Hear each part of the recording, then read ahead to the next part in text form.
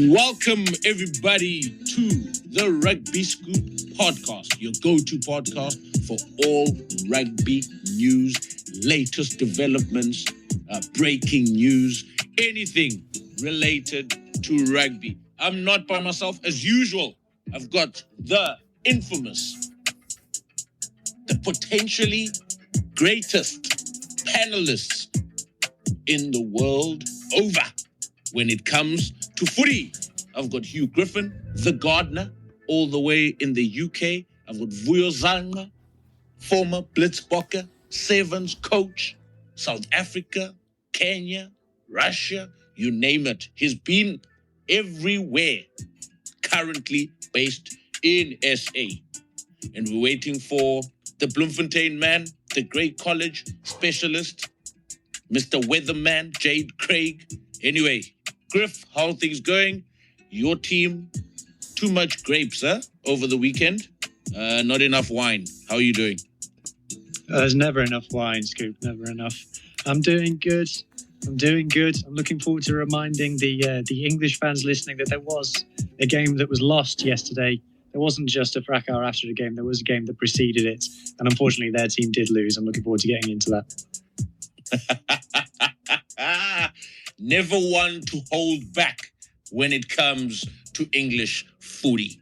Vickers, I see there you've got some fire going on indoors. Is that a fireplace or are we doing an indoor braai? I see. Always indoor, brother. Always indoor. But everything is good. Weather has been brilliant today, so we thought we'd take advantage with the family, you know. Fantastic. Great stuff. Plenty to get into, gents. Let me start off while we wait for Jade to jump in. We've got news, starting off with news, making headlines. And then from there, we're going to jump into the EPCR final that took place on Friday. Maybe share a few things here and there, talking about Johan van Graan, talking about Finn Russell, talking about the general aspects that took place on Friday. And then we're going to jump into the Northampton Saints versus Bordeaux, if you prefer. And then after that, it's Super Rugby. And then URC playoffs next week. Woohoo! Top 8 footy, playoff footy. Oh, can't wait. News coming from the Barbarians camp is that they have reached out to former Bok Fly-Off. I hope, can anyone guess who that is? Scrumming Fly-Off, wonder. Anyway, Kerwin Bosch, so the Barbarians coach, has reached out to former Springbok Fly-Off Kerwin Bosch to join them for the South African tour. Apparently, he's having a good run in the Pro D2. He's a name that everyone has probably forgotten in SA over the past couple of months. Following the win on Friday night, fans are calling for Johan van Graan, a.k.a. Up. Up is what, a monkey, I think, or baboon, one of the two. Anyway, to take over the reins from Rassie Erasmus post-2027. Let's see how that unfolds over the next couple of years as well. And someone also said on the timeline, if Bath win the Premiership this season, this would be the best Bath rugby team ever assembled. Anyway, Mark Alexander has defended. Mark Alexander is the SA Rugby president, by the way. He's defended the price tickets for the Bok games, saying that they are pretty affordable for any South African to go watch their favorite rugby team. Lions could see themselves with a new coach next season. We know that Cash has been appointed as the director of rugby in the Lions. There's potential names that have come up, Zwaka Ngosi and Julian Redlingace, as potential people to take over from there. Sacha Feinberg Mngomezulu could stay at the Stormers until 2029. Because that's a lot of money. Yeah. If I'm Sacha's, what is this called? Agent at this point, and seeing that Stormers want to keep him until 2029, you must have a very good deal looking at that. What are your thoughts on that, Vickers, in terms of Stormers wanting to keep Sacha in Cape Town? Yeah, the biggest issue is obviously the increment every year. because the way the young man is playing, he's basically going to increase his value every single year. And if the Stormers are promising that, then 100% he must take it, because he still wants to represent the Springboks. He still wants to be in South Africa with his family before he can look overseas. But if till 2029, I would say the first 2 years, he's a Springbok. So if he's got a solid contract, and then after that, obviously after the World Cup, look at a new deal where obviously he can strike some more money, even if it's like a 20% increase, 15 to 20% increase. I think that's a good thing for him. I mean, he's still a young man, and then he'll still, in 2029, he'll still be young enough to go overseas. So yeah, it's not a bad deal, but obviously that all depends on what is within the nitty-gritties of the deal. Yeah, fair enough. Hugh, any thoughts on that deal? That's exactly what Vuyo said. Like, he's got time on his side. He's going to be able to get a big contract. But absolutely right, if he signs up to a 4-year deal, by year 3, he could be the biggest name in rugby in the world, the way that he's going. And he could get someone from Japan. He could get Toshiba or Yamaha or who knows, come up and offer him like record-breaking money the way he's going. So if he's signing up for a long-term deal, then it needs to be a very suitable deal. But like I said, time's on his side. He'll get it. He'll get that bag one day. Fair enough. Welcome back, Jade Craig. Cold and freezing Bloemfontein. How's it going? All good, guys. I just talking there. Sacha in his contract, I mean, obviously the Storm's going to have to break the bank to keep this guy. I don't think there's a club around the world that wouldn't be interested, getting his services. So for me, it's just for him to get, the Storm's ready to break the bank and to keep him. I think we in South Africa, we're a little bit, upset and negative towards our main stars going overseas, at the early age or so. We don't want that in the game. We really want to keep the best guys in South Africa. And we want to see them train and play every week in and week out in South Africa. We don't want to watch YouTube clips like we're doing now, like some Jason Colby's and Peter Steps or so, We want to see them play in week in and week out. So yeah, for the Storms, if they can break the bank and keep Sacha, and hopefully, it can be a trend for our future stars and other stars coming through, just to stay in South Africa. Hugh, I don't know if you listened to Jade there.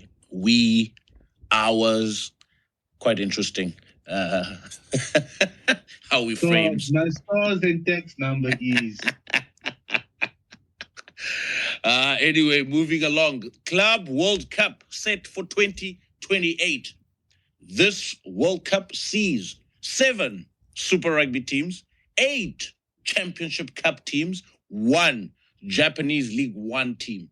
Moana Pacifica will be playing in the Club World Cup. The Sharks, Blue Bulls, Stormers will miss out. Griffin, you've got your views on this Club World Cup. Talk to me. Yeah, well, first, there's many problems with this. And it's difficult to know where to start. Firstly, no one in the North will care about this. No one wanted it. There's the Club World Cup in soccer every year, which nobody cares about, even the clubs who win it. And let's just be clear about what this is. This is the Super Rugby teams paying to come and play up in Europe once every 4 years. There's nothing else more to it. If you think that Toulouse, Bordeaux, La Rochelle are looking down at the stadiums in Super Rugby and thinking, cool, we need to go down there, play against the Highlanders, I don't think they're thinking that. I don't think that's their motivation. I think that it's pretty clear that the Super Rugby teams are looking around, seeing that the All Blacks, the supposed biggest brand in rugby, are not going to sell out 35,000-seater stadiums in their home country this summer, and are looking up and they're seeing Toulon and Toulouse fill 67,000-seater stadiums, and they're thinking, maybe we could make a bit of money if we go up there and play up there.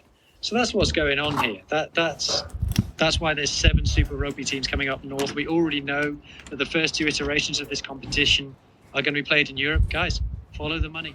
It's not complicated. Follow the money. So that's what this is. Any kind of new tournament for fans to care about it's got to have sporting integrity. this doesn't. Equating Super Rugby to the Champions Cup is wrong. Super Rugby is equitable to the URC, the Prem, the top 14. Nothing better than a Super Rugby team humbling a Toulouse, a Toulon, a Stade de France, a Bordeaux in their own backyard Well, they probably with will, 100,000 because people. put out B teams. We will see. Can I say something? 2028. I'm biting my tongue. Can I say something? Can I jump in here? If Jump. the Super Rugby teams go up and play against the North, right? Winners are going to be out. There's always going to be the thingy of my B team, C team, out of window, etc., etc. No, we're really looking at rather winning X, Y, and Z. But in overall, the amount of money that can come out of this can be beneficial for all parties, you know. So if it comes out to this and Super Rugby teams go up to the North, or whatever the equation is, whether it's 7 Super Rugby teams, 1 Japanese team, 8 Champions Cup teams, or if they break it down further and have more URC teams, etc., to get it, you know, more on a global effect and having more balance to it. That's fine. Let's get that balance right. But at the end of the day, to say that, you know, the Toulouses and the Bordeaux are not going to look at the Super Rugby teams, you know, they're struggling to fill up 20,000 seated stadiums and stuff. It's not true, because they're looking out at those teams every week, because they're signing their players every week, week in and week out. So yeah, for us, it's just for guys around the world, it's just, let's give the competition a chance. Yes, the logistics is not going to be good the first 2 times or so, but at the end of the day, let's try the competition out, because at the end of the day, there's more money for more teams around the world. So imagine the benefits that if the drawer was in there, and the drawer get, let's say, 5 to 6 million pounds from this tournament in terms of TV rights, what it can do to them. So yeah, at the end of the day, we don't need to go on and say, no, Bordeaux and Toulouse are going to pull up their nose in this competition. Then let them pull up their nose. Let them withdraw from the competition. Let's give Glasgow, let's give somebody else a chance. Let's give the Storm somebody else a chance and to participate in this competition. Because at the end of the day, we're going to need to give this competition a chance at least, just to have 1 or 2 tries before, you know, we really credit ourselves. I see Vickers is already running away from this conversation, as it is. Anyway, moving along, Sivu Rees has broken the Super Rugby try record over the weekend. I think he's on 65 tries, if I'm not mistaken. And then up 2027 Rugby World Cup draw takes place this year in December. France are sending a B team to New Zealand. How detrimental could this be for their log standings during the inbound tour? Because at the end of December, teams need to be in a solid position in the log or the World Rugby standings to have a better chance or better draw going into the World Cup. Or does this matter at the end of the day? Because whether you are drawn into a weaker group or a stronger group, your pathway to the finals could either be easy or difficult, depending on where you are. Do you think the inbound tour, this June series, is also helpful for teams? And obviously there's the autumn series as well, which will be important. But I mean, you can collect a lot of points in June now and then solidify your positioning by maybe winning 2 out of 3 in the end of the year tour, making sure that you're still within that top 2, top 3 sides in world rankings. Vickers, what do you think about the World Cup draw and how teams should be taking this season, this year of international games going into that? Look, I've never really respected the draw, because I'll tell you, if you got 2, you'll always have 2 teams that are strong enough in that top, if you could say, top 8 in one pool. So you're always going to find, for example, a team like Scotland who are just there and about. I mean, Wales was there and about a couple of years ago. So for me, it's really, I don't see it as an important thing, because you just need to qualify for the quarters. And then we all know, what we've seen in 2023 is that the quarters could go anywhere. It doesn't matter who you face. You're going to face a good team. Yes, there are some teams that are lucky enough to go on an easy path, but at the end of the day, they still don't win. So yeah, for me, I don't know. I feel load shedding in Port Elizabeth. Griff, in your stance, Wales at this point obviously not looking very great. What are your takes? What's your take on the composition for this draw for 2027? Well, you have to remember that it's going to 6 pools of 4, so you only need to be in the top 6, and France aren't going to drop out of the top 6. So even if they lose all their games against New Zealand heavily. So I don't think it matters particularly much, and they'll probably back themselves to win all of their home games in the autumn. And you have to remember that in terms of getting out of the pool, there's the 6 pools of 4. There's going to be teams ranked 18th to 24th in that pool with them. We're talking the likes of Hong Kong, Belgium, Chile, Canada. Namibia aren't even in that top 24 at the moment, and they're probably going to qualify. Probably. We don't know, but probably. So the Zimbabwe. It makes it unlikely that it's going to be a problem. Even a team like, if you look at the top 12, you only to be a top 2 seed, you only need to be in the top 12. And the teams beneath you, you're going to have someone like Uruguay and Belgium in your pool. Like, that's who we're talking. So, I don't think it's an issue. Fair enough. Moving along there, Portia Woodman, player of the century, scored 7 tries, guys. 7 tries as Black Ferns beat the US of A 79-14 in the Pacific 4 competition. Jade, Portia Woodman, talk to me. Jeepers, she's unstoppable. Retired, came back, now scoring tries like it's 1999. I watched the highlights yesterday, and every time she got the ball, or they extended the highlights, she looked like, she was in a league of her own. She rolled back the years yesterday. To score 7 tries against in Champions Cup, or 7 tries against any team in international level is no feat. But we've been saying the accolades about her every week or so. I thought the pace is gone, but she still got the know-how to get over the try line. She's not the person she was, or the woman she was a few years ago, 5 or 10 years ago, but she's still unbelievable. I don't think we'll get somebody to break a record one day. But then, saying so, we got to really, how can I say, what was the word? But we got to really treasure, this last few months or so that you really have now in rugby, because the impact she had on the game scope, especially in women's rugby. How many little New Zealanders and Australians around there, and even South African rugby players look up to her and want to be the next Portia Woodman, So for me, I think she's really, like we said, she is the GOAT, the player of the century. That's why she's the GOAT. The GOAT. Have you seen that meme? Nobody has seen that meme. World Rugby Council has approved the global trial of 20-minute red card in elite competition. Yeah, there's been a lot of talk around this particular aspect, but we'll move on from that. In the Netherlands, Rotterdam Rugby Club have secured their spot in the Ereklasse final. On the 9th of June, they'll be playing The Hague. We are back. We are back. We are through to the final. Pete Samu has signed with New South Wales Waratahs until 2027. He played in the final yesterday, which we will be talking about. And I hope he is eligible for the Lions tour, because he can play a massive role in strengthening that Wallabies squad, and the squad can go very deep if they can have their Australian if they can have their European players available. The squad can go very deep, and Joe Schmidt could surprisingly show up against the BNI. Anyway, guys, moving into the main stuff now. Lyon versus Bath. Vickers, your takes on that game on Friday.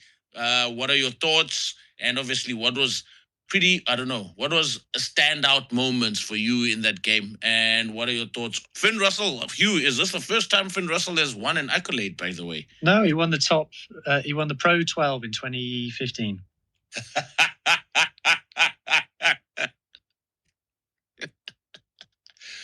My goodness. Okay, elite level. The Sharks won this competition last year.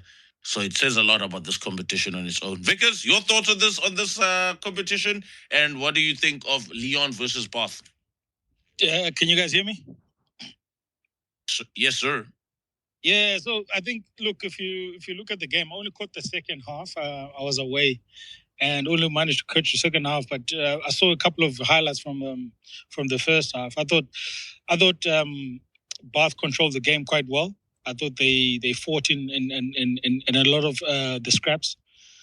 Couple of line breaks, which they did very well. And I think for me, obviously, we knew going into this game that there will be almost like one of that side that is in the top, because they had been dropped from the Champions Cup into that league. So for me, I think it was a result expected. Although I think if you look at Lyon, they fought throughout the game, but they just couldn't get ascendancy. So yeah, I think they were good.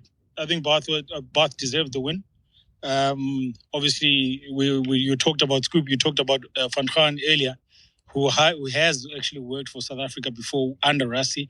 So it'll be interesting between him and Franco who will take over.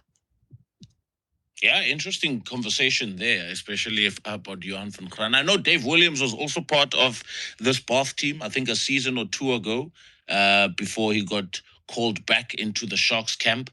But for my take, I mean, looking at Bath, Lyon started like a house on fire in this game, but Bath consolidated quite well. They were pretty direct in their play. They've got a very massive second five, number 12, who they use very well in those carries, the short ball especially from Finn Russell. He had a few breaks. I think it's Butt, if I'm not mistaken. He had a few line breaks, but in general sense, I think Bath controlled the game quite well, as you've said, Vickers, as well.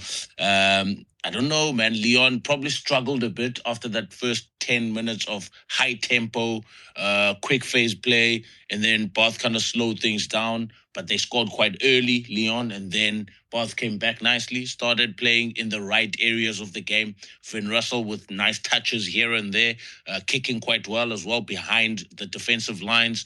But I mean, there wasn't much for me in this particular game. A lot of stop-start, a lot of TMO involvement. You don't get a lot of continuity, but I understand it's a final. They need to get things right to get the fans from complaining. But I mean, I saw the timelines today. There's still fans who complain. There's still fans who still have issues with certain decisions that have been taken. But at the end of the day, the game was pretty straightforward. There's nothing anyone could kind of break down as difficult moments within the game. Griffin, your thoughts on the game? Yeah, clearly, it very much does like what it was, which was Bath, the best team in the Premiership, against Lyon, the 11th best team in France. That's what the standings tell us, and that's what it looks like. Bath were clearly a lot better. It makes me laugh a little bit when I'm reminded of a tweet that an English journalist did about how Lyon and Bath's budgets were comparable, and I'm like, is someone going to genuinely look me in the eye and tell me that Lyon's squad is as strong as Bath's? It clearly isn't. The fact is that Bath shouldn't be in this competition at all. Bath should be in the Champions Cup, but they bombed out at the pool stage and dropped down into this one. So from that moment, there was a massively overpowered team in the second tier competition that was miles better than anybody else in it, which was Bath. And hence they've won it. All I'll add is that it's incredibly annoying now, the whole Johan van Graan thing, in that Bath have won a competition, so the English are going on about it. And then because they've got a South African coach, all the South Africans are going on about it. And because Johan van Graan used to coach Munster, all the Munster fans are going on about it. Even though Van Graan turned down a contract extension with Munster, walked out on them to go and play Bath, apparently he's still a Munster man. So, so this is the most irritating title win of all time. Hilarious. Oh, hilarious. But Munster now have a very good coach in Clayton McMillan. And like I said in my timeline as well, I hope they allow him to do what he's doing currently with the Chiefs, because he's got all liberty at the Chiefs. He's handling everything and is doing things his way. And I hope when he gets to Munster, he can have the ability to do things his way as well. And I think they're in great hands. It just depends on how much Munster will allow him. Yeah, there is a lot of talk. And Van Graan now is the main man. And if he wins the Premiership, I think they got knocked out in the finals last season. If he wins the Premiership this year, that's 2 trophies in the cabinet. I mean, we've spoken quite a lot about how quote-unquote bad the Premiership is. And now they've got a title under their belt. They've got a team that played in the final of the Investec Championship as well last night, which we'll dive into just now. Jade, did you get to see the Bath game and Leon? No, I just got highlights on this one. Sorry about that. There we go. No, seriously, I'm with you on Super this Sport one. Blitz. Listen. I'm with you on this. I still think we should have a look at, how this Challenge Cup, the setup is, for me, like a team for Bath and last year, I think it well, to come down and to get knocked out of the main competition and get all glory, from a Challenge Cup and stating that, it's a successful season. It's not a successful season because your ambitions were high at the start of the season. So for me, I think they need to look at this competition and the setup about it and try to make it more, rewarding for guys that started off in this competition. Also, but it's difficult though because I think like you also mentioned, with the World Club Cup they want to have. I think that's the Investec Champions Cup also and the Challenge Cup. I think we need to sort out in terms of who gets how many places, etc., etc. Because for me, I can't believe that the Premiership is stronger than the URC. I can't believe that. So yeah, I still honestly believe that we need to look at this Challenge Cup. But in saying so, if you're looking at Bath and you're looking at the guys that stood out, obviously your Van Russells, your Will Stewarts and stuff like that. And that's promising for a guy by the name of Andy Farrell going on to this Lions competition for them to perform like us in a major competition final, those would call it. So yeah, that's promising. You're having, a Stewart and you're having a Phil Russell standing out in final. Yeah, I don't know. Since you're mentioning names now, I'm thinking about at one moment while I was watching the game, something popped up and I was like, oh my God, this final, like they don't have any big names, for example. And I thought it doesn't make it that much exciting. Obviously, the disparity now, a team coming from the Investec Championship, ranked number 1 in the Premiership, and playing against a side that's ranked. What number is Leon? 7th, 14th? 11th currently. 11th. I mean, imagine. There aren't even 11 teams in England. Jeez, England are catching a lot of strays. I think Scrumming Fly-Off is enjoying your commentary today, Hugh. Scoop, I think the model is taken from Europa League. Yeah. Because if you remember, when you play in the Champions League, and if you don't qualify in the top 2, you qualify as the third to go and play Europa League. So I think that's where the model is taken from. But I've never liked that model. It takes away the authenticity of the tournament. Before we move away from that comment, Vickers, how was the final between Tottenham and Man United? It was the worst thing ever. Tottenham had 27% possession. Man United had obviously in the 70s, and they still managed to mess it up. So I don't know, but you know what? There's a guy by the name of Jose Mourinho who started what you call the bus. You park the bus. They parked the bus quite well. It was fitted into the nice parking lot, and they just couldn't enter. I wonder who in rugby, guys, we can actually compare to Jose in terms of parking the bus at a rugby game. Which country comes to mind? It used to be Wales in 2019. That era of Gatland in 2018, 2019, where they were kicking the ball and then they were waiting for you to come back, and then they would hit. You make a mistake, they make a turnover, kick into the corner, drive, try time. So it used to be Wales back in the days, but I can't see these days who is doing the same. Hugh, you agree? Gatland ball. Yeah, Warren ball. Yeah, definitely. Warren ball. Definitely. I don't think anybody is parking the bus at the moment. We're living in the era of all-out attack rugby. So I'm not sure anyone is parking the bus at the moment. It'll be interesting. I mean, for good coaches, guys, there's an opportunity there to just focus on defense, kick the ball, we'll let you run, we'll just tackle all day, all night. But anyway, moving to the next one. Hugh Griffin, kick us off. Investec Championship, UBB, their history, what's happening in top 14, and how they've gotten Jason Statham as a champion of Europe currently. That's Luku, by the way. Yeah, no, I think it's the right result in terms of the quality of the teams. You know, I think if you stack up man for man 15 on 15 and pick a joint team, there's not many Saints players getting in there. And I think, you know, it's two similar teams in that they're both all-out attack, as we know. But the UBB's attack is just better. And I think you saw that in the first half, that every time they got the ball, they looked like scoring. It ended 4 tries to 2, of course, on the day. And then, you know, the way that Saints attacked, I think, played into UBB's hands. If you look at the stats, the UBB are the best in terms of making sure that line breaks they concede don't turn into tries, and they are the best in terms of cover tackles, in that if they miss a tackle, someone tackles that man, recovers the situation, and the defense gets back on top. So I think it was a good matchup for UBB in that sense. And then in the second half, we just saw Maxime Luku at scrum half take control of the game and say, no, this is what's going to happen for 40 minutes here. And there was a weird kind of last quarter of the game where UBB would get down into Saints' half, they would win a penalty, they'd kick for the corner, then they'd stuff up the maul, and then Saints would exit to just inside their own half, and then they'd try and attack. UBB defence would cope with it, they'd get the ball back, and it would just repeat. And it's, you know, in any other kind of game and any other occasion, it would kind of, I guess, look dull.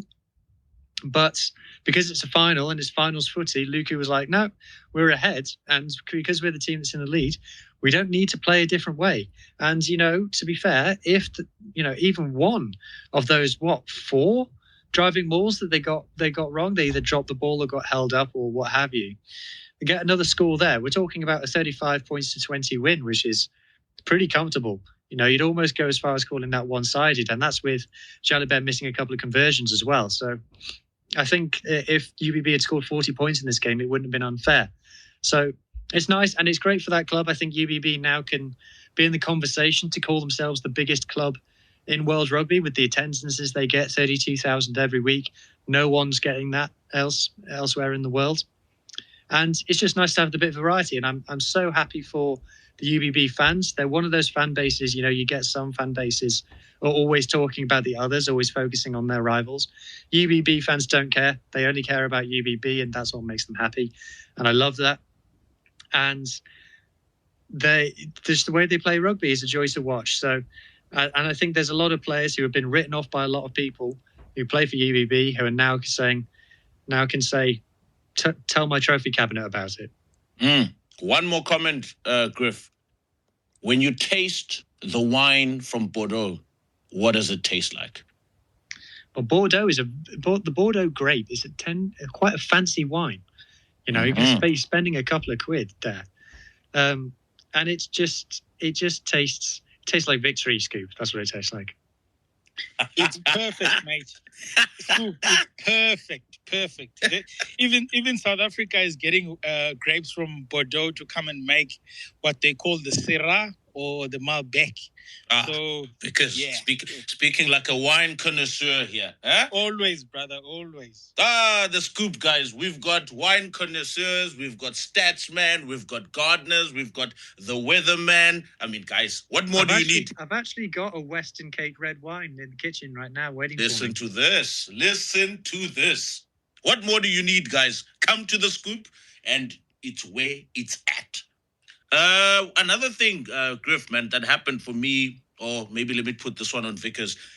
Saints lost like a few players through injuries in that first 5 minutes. I mean, it was razzle-dazzle from the word go. Jalibert dancing around, and we're going to talk about him being the best number 10 in France versus Intermac.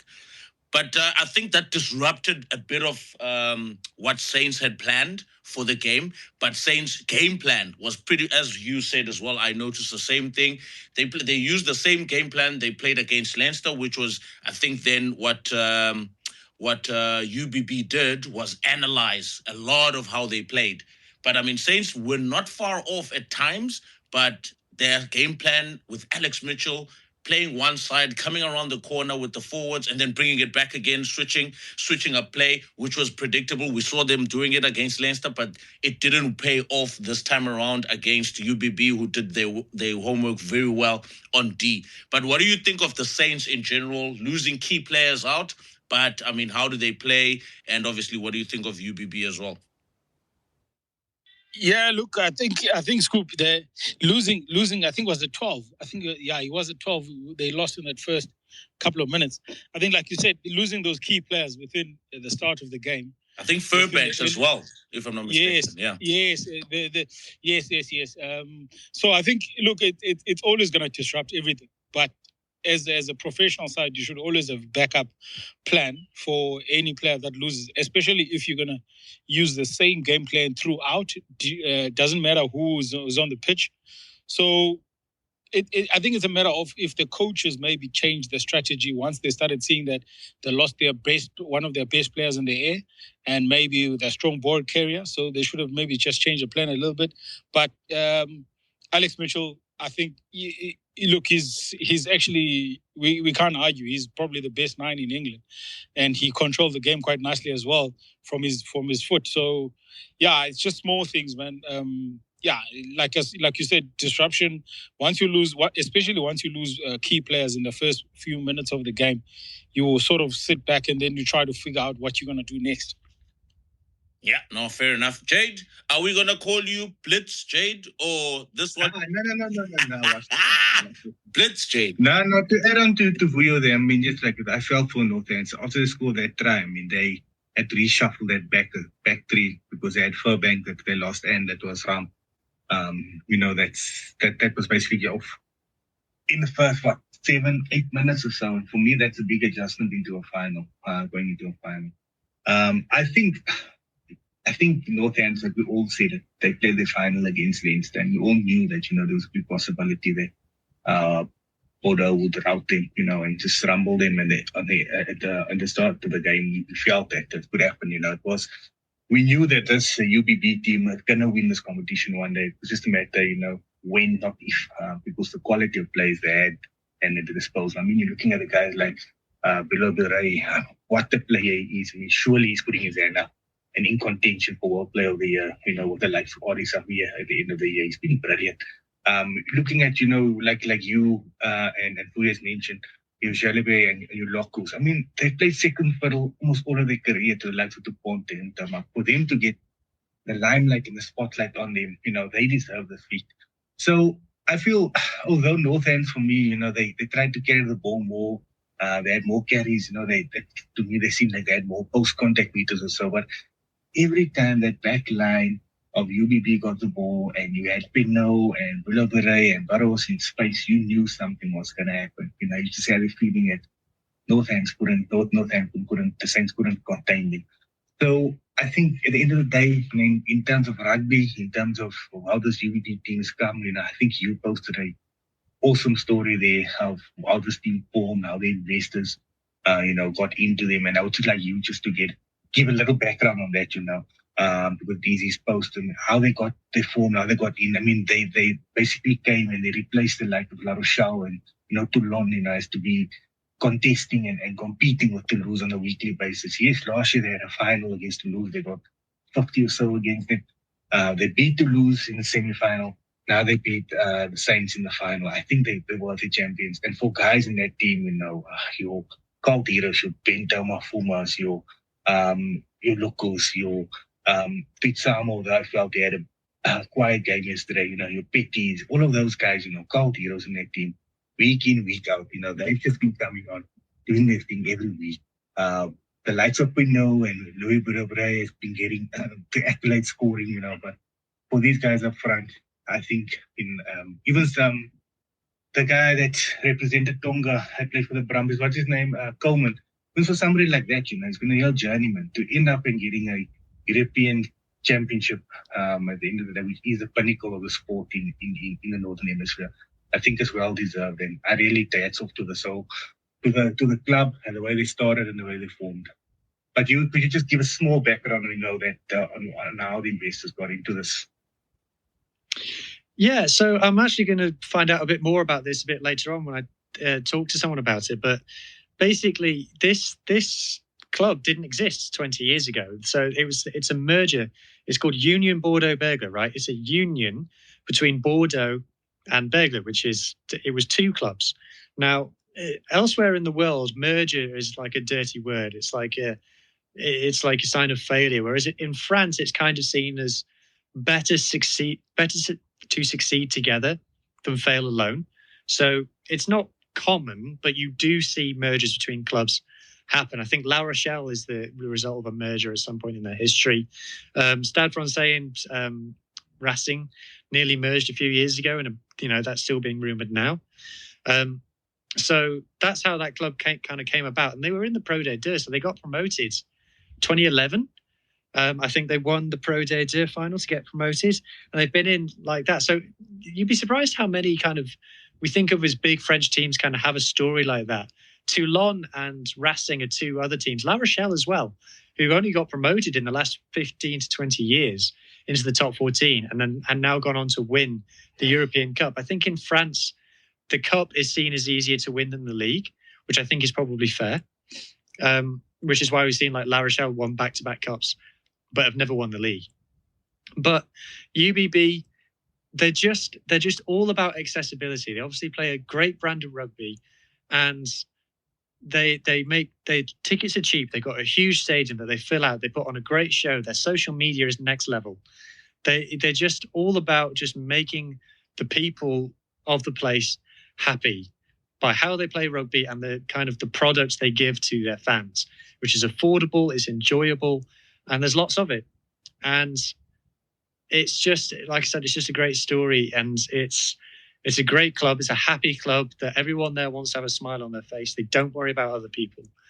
And yeah, it's something that I'm looking forward to finding out a bit more about later this afternoon when I talk to someone about it. But yeah, it's interesting that we get to see this from France. And I just want to say as well, Bordeaux, not the biggest budget in France. Okay, we're talking about budgets. We're talking about, the French obviously, as a general point, spend more money than everybody else.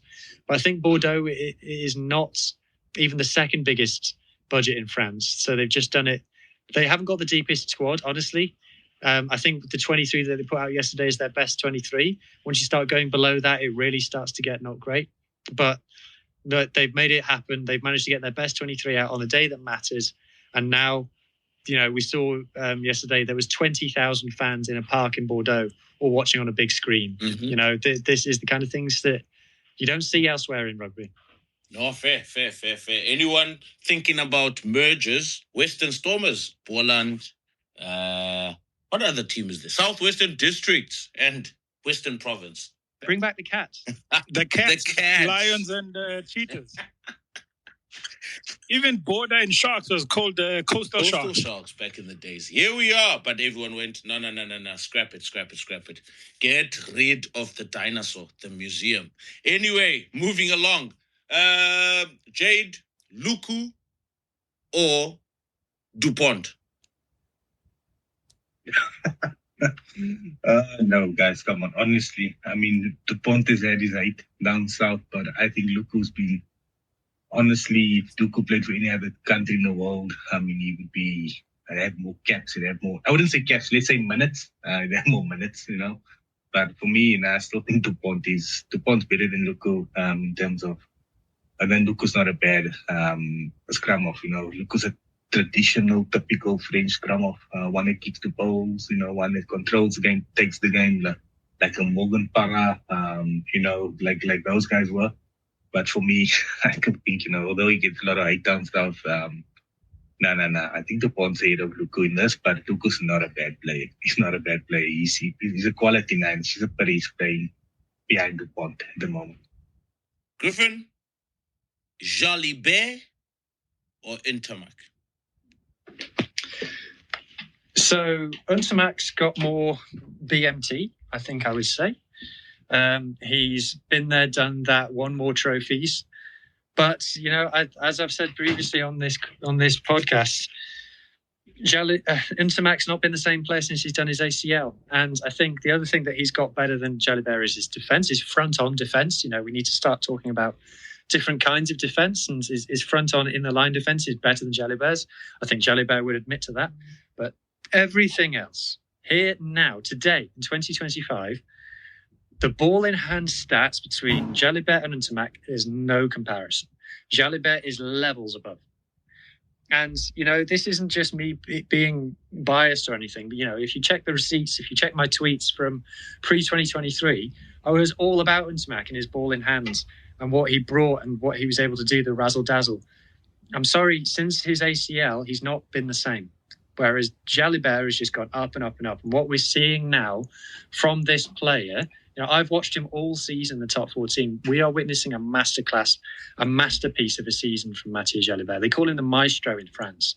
He is, what he's able to do, I'm not seeing, and I know you guys are going to come at me with DMAC. I'm sorry, I watch both.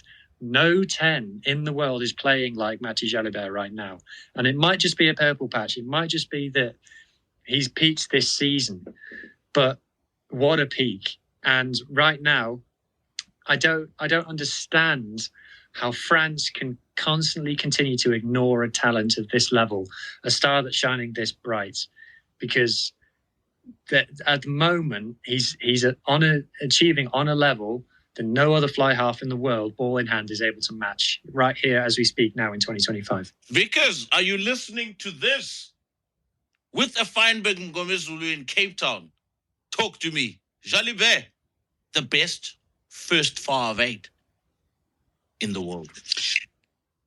Yeah, no, I have to agree with you. Although, as a South African, I still say give Sacha a little bit more time, especially on the jersey, on the Springbok jersey. I think we're going to see something special. I mean, when I'm saying give him more time, I'm just saying give him another competition, another campaign, which is now. I'm not going to count Italy, but this year's Rugby Championship. So for me, I think it's one of those.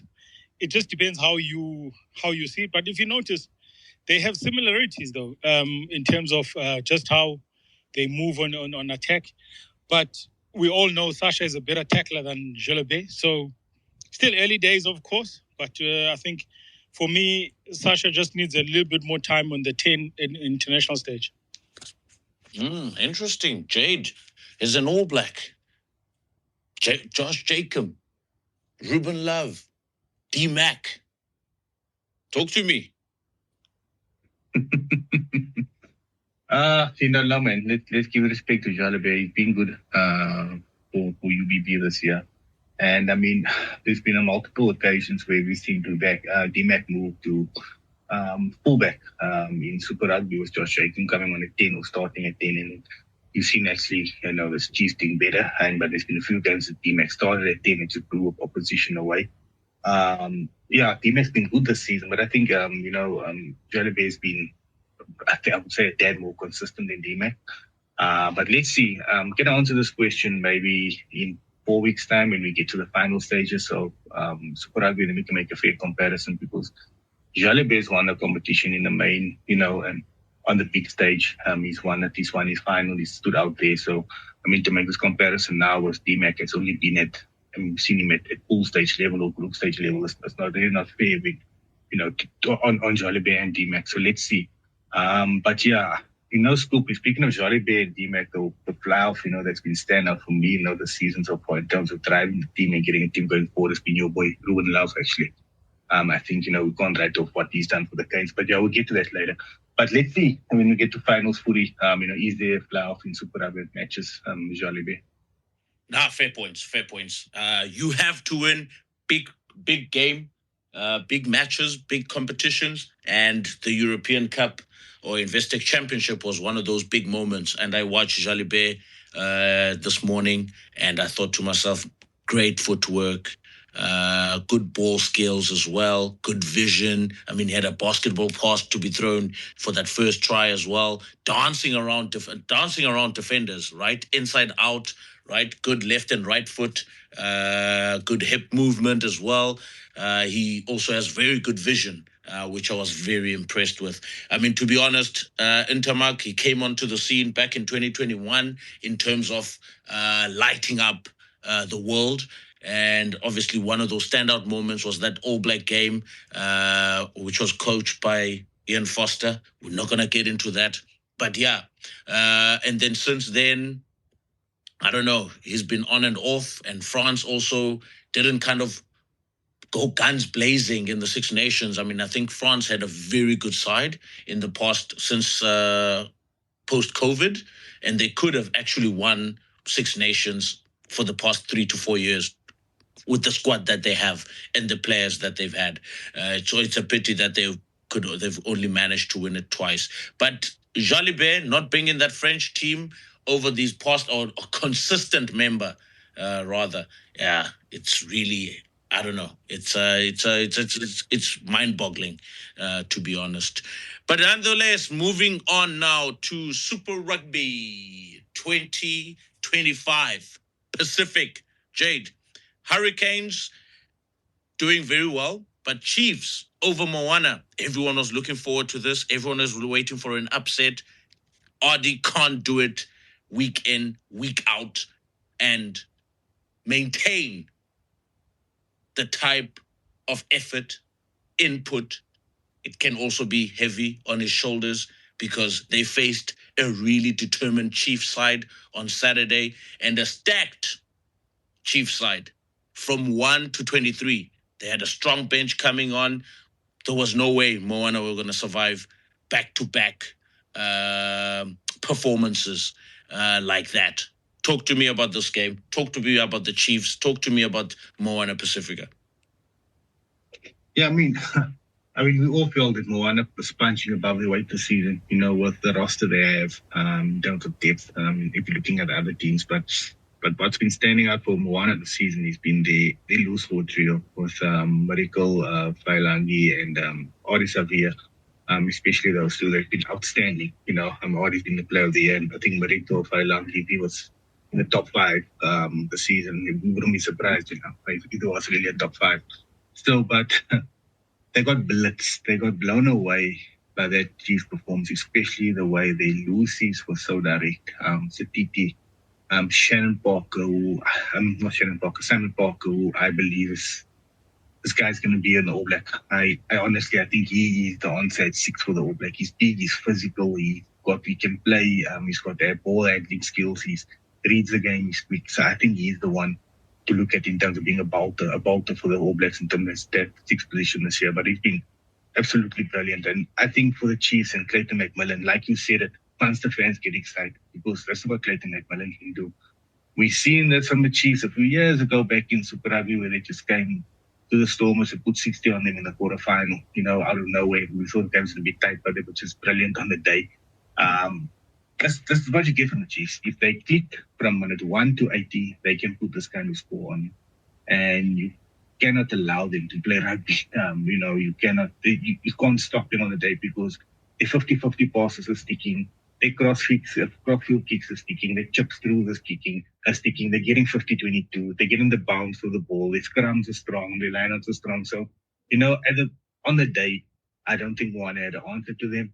And they just did what the Blues should have done to them last week, just make them direct, hard, run at them, put the game to bed early.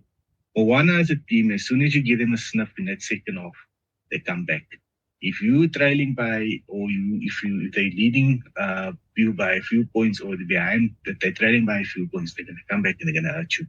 So that's Moana Pacifica, and that's been this season. It would have been a better second half team where the Chiefs came down and the Chiefs just blew them apart, and much is to do with Clayton McMillan. For this, he's been, this season or so, every time we thought that the Chiefs would find a banana skin here or banana peel here, they would struggle. We did a crusade a few weeks ago. After that halftime, the Chiefs just looked like a completely different team again. they kick back into, second and third game and moving on, going on to the quarterfinals of this competition. So for me, honestly, I think the Chiefs will show that, they are the favorites to win this competition, especially now with the Crusaders. Let's Scoopy admit it, they look like a different team without Will Jordan. So I don't think the Crusaders have that, that X factor that they had with Will Jordan, that double playmaker or the dual factor in the back line where they're really missing Will Jordan. So, but the Chiefs gained the fit Wallace Titi. He's fit, he's fighting for them, he's strong. And also, they tight five, especially their front row, is very underrated. They don't have all black props, but they get the work done, they get the job done, they get the scramble, they win the scrum penalties, they don't lose ball on their scrums, they're clean, they're mobile. So for me, that's really the unsung heroes in that team, it's been their props this season, the George Dyers and the Ollie Norrises of the world. Yeah, fair enough. Vickers, anyone by the name of Carter is bound to be a world's superstar. From 7th Circuit, now razzling dazzling, last year in the NPC, got promoted into Super Rugby, and now he's scoring tries like a machine. He's so fit. I've seen him track back, man, almost 100 meters, the length of the field to go and defend. And I was like, no ways. That's a lot of determination, because the thing is, in sevens, there's no room to be loafing. You are tracking back and forth over, I don't know, more than 8. How many kilometers do you cover in the sevens game? Because as a player, roughly, an average. Yeah, that's a bit tricky, but it's usually between anything in 3.5 kilometers to 4. Okay. But obviously, we're talking 14 minutes here and 6 minutes of ball in play. Yeah. So that's like insane. So, yeah. So, no, look, Carter he was always outstanding within the 7th Circuit, and I think with New Zealand, obviously using him quite a lot in terms of busting through the tackles and giving them the momentum. I was very surprised that they played him on the wing, though, because just maybe, he could be a solid 13 as well. But I think they were doing similar what they did to Rico Ioni, because when he first burst into the scene in 15s, he started on the wing and then he moved into outside center. So maybe we'll see Carter. I still don't believe he's quick enough. I don't think he's blitz enough. Let me not say quick, is blitz enough to be on the wing, but he's definitely strong enough to be in the midfield. Yeah, cheapest. Interesting. But in terms of the Chiefs, what did you see that was surprising? Because you were quite impressed by the physicality and showing up on Saturday.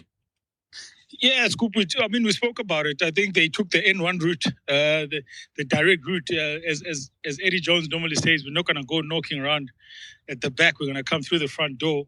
I think for me, the most important was, I felt sorry for Moana because they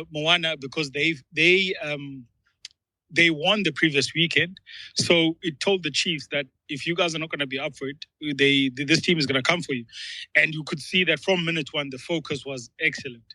And that's how, unfortunately, it is in World Rugby, is that if you have a good game the next weekend, your next opposition needs to, obviously, they're all watching what you're doing, and then they just want to obviously come in and put things right. And I think that's what Chiefs did.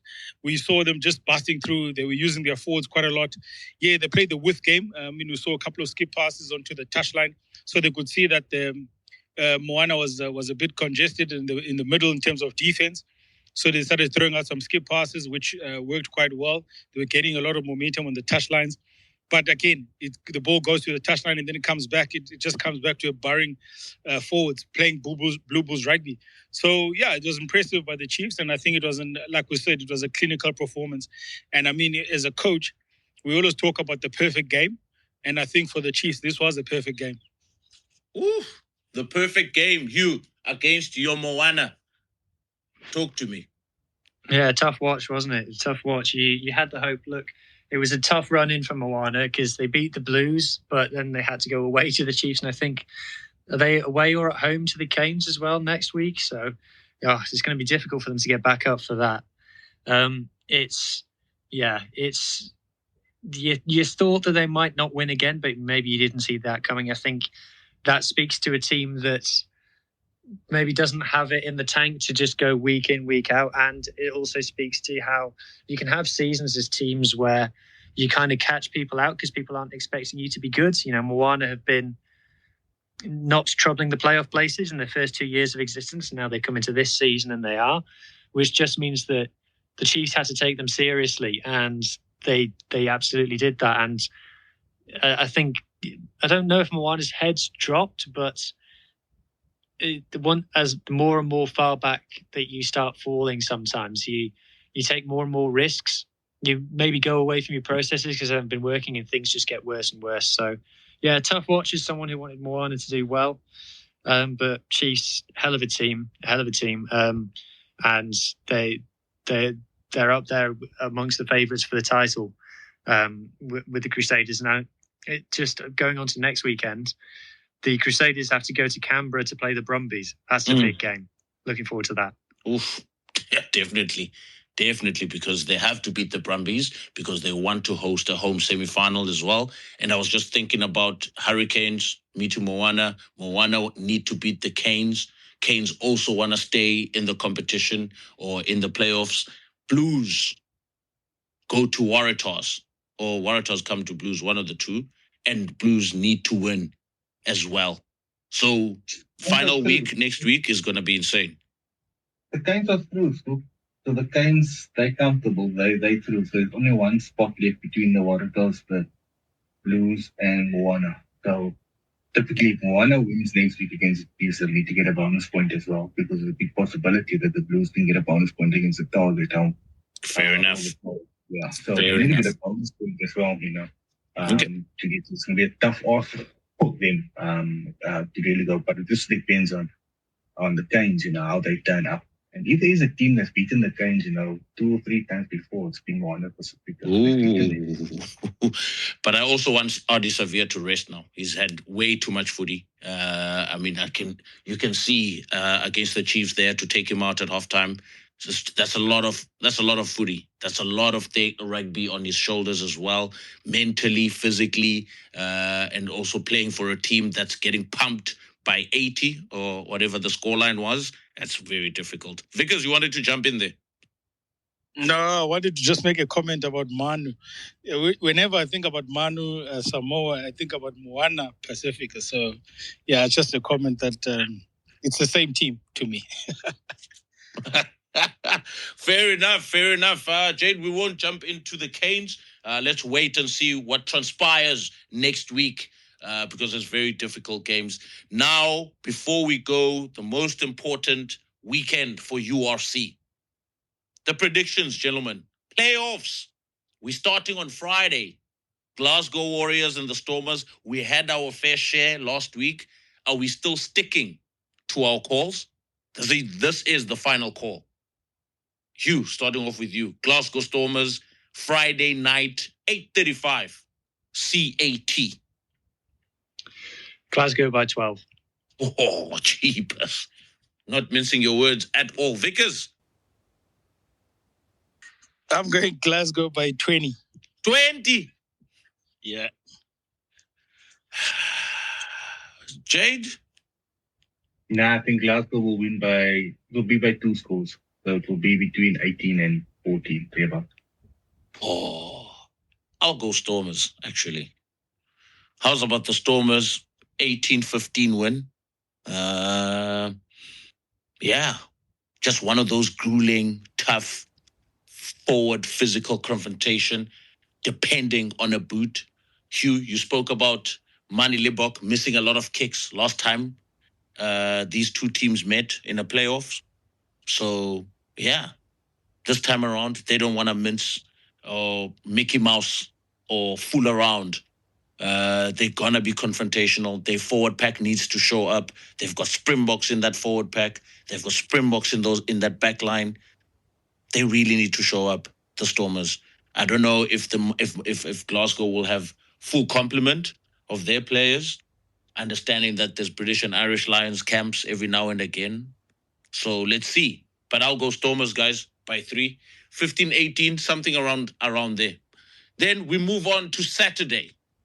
We're starting off with the Blue Bulls at Loftus on a sunny Saturday in Pretoria, Highveld. We've seen teams go to the Highveld and upset the very same Bulls. Bulls versus Edinburgh. Hugh. The Business Hour Bulls by 16. Vickers. Bulls by 30. Oh, it'll be one of those Blue Bulls score lines against, I think, the Chiefs in Open Super games. Rugby. Yeah, Open games. I think they scored like 100 points or something like that, or close to 100. It was 96 something. I think 10, 96, 10 or something. Against the Reds. Was it the Reds or the Chiefs? No, the Reds. The Chiefs that beat It was us the on- Reds. No, it was the Reds. The Reds, they had to beat by 80 points to make the semi-finals, and then, yeah, I think Anika Maya and something just put some envelopes, and some special drinks in the Reds drink before the game. Yeah. All right, Bulls Edinburgh, Jade. Another Bulls will be too strong for Edinburgh. The Bulls will win comfortably, I think by 3 scores, so I think Bulls by 20. Oh, goodness gracious. And then we move to Leinster Scarlets. 4 o'clock CAT. 3 o'clock British time. Hugh, your Scarlets, talk to me. Scarlets by 5. There it is, ladies and gentlemen. There it is. Vickers. Leinster 15. Oh, okay. There's history to be made this weekend. I hope things work out. Jade, Hadida's in the background. It's all happening. Jody Barrett, man of the match. Now Leinster by 15. Sharks Munster. We spoke about this one at length last week. Hugh. Just to say, if Leinster do win by 15, I won't be too disappointed by that. I'll count that as okay. Munster Sharks. Oh my God. Yeah. Oh, for God's sake. Bloody Munster by 10. No, Munster It can by be a 1. 3-0 scoreline, Munster actually. by 1. Knowing the Sharks, it could be a 3-0 scoreline, literally, or 6-3, or something like that. Vickers, Munster Sharks. Sharks are hosting. Going Sharks by 6. 6-0 it is. Jade? Oh boy, you just took the words out of my mouth. I'm gonna give the score. I'm saying Munster to win 9-6. Yeah, it's going to be one of those games. Literally one of those games. One of those. What do you call it? Kick tennis. What's the word you use? Kick tennis or something like that. Yeah. Munster just going to play percentage rugby. That's it. They've got nothing to lose. I mean, their season has already been disrupted. Losing coaches here, left, right, and center. Players are retiring, etc. Their old guards are retiring. So, I mean, it's their final hoorah for them at the Shark Tank. Basking Sharks, you called them the last time. Parting shots, you said you had something for me last week. I asked you. No, I didn't. Parting shot. Okay, parting shot. Then, if you're wondering which person is the rattled one, it's the one who's having to be consoled by an official on the side of the pitch. Ooh. Woo! Wee! Because anything that happened this past week that caught your eye, rugby-wise? No, there was nothing much, bro. I didn't catch a lot, though. I didn't catch a lot of rugby. But, I mean, like we say, it was one of those weekends where if there's no URC, you use your time to spend with the family. Shows how much South Africans care about Investec Championship. Jade, anything for you this week that caught your eye? No, Scoop. No, it's just I was sadly yesterday in the championship final where I saw 2 yellow cards, no 4-hit shots, and just getting memories of the World Cup final. But yeah, we're getting over that. But for me, this past week, all week leads up. I just can't wait for next week where we can get some, URC Rugby again in, and the Super Rugby is coming to the final round. So I'm looking forward to that, for me, because I think without having any African team or so in the Champions Cup final, I think we lost a little bit of interest in there. No, fair enough. From my side, we made it through to the finals of the national championship in the Netherlands, which is good. Looking forward to the quarterfinals, definitely next week.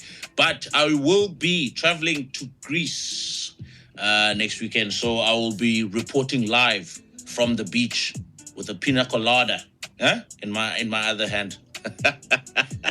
Kidding, guys. But yeah, thank you very much, everyone, for listening and tuning in. Once again, wonderful show, great conversation. Scoop, I got to do this, Scoop. Pardon? What rugby coach and rugby player from South Africa drinks a pina colada on the beach? Really, they made you so soft in Europe. What happened to beers, bro? No. Europe is taking you soft, my man. Nah. Yeah, I need to come to South Africa too. This is when you talk about you sending coaches abroad to get the IP and bring back. This is what Scoop is doing. The P in IP stands for pina colada. Yeah, there we go. There we can go. Well done. Thanks, lads. Thank you very much, Jez. Thanks for tuning in. Be sure to catch the show on Spotify, YouTube, and Apple Podcast. Or also Buzzsprout if you prefer. Anyway, thanks you. Thanks, Vickers. Thanks, Jade. And we'll see you guys next week, Sunday. Same time, same place. Looking forward to the footy. Cheers. Cheers, fellas.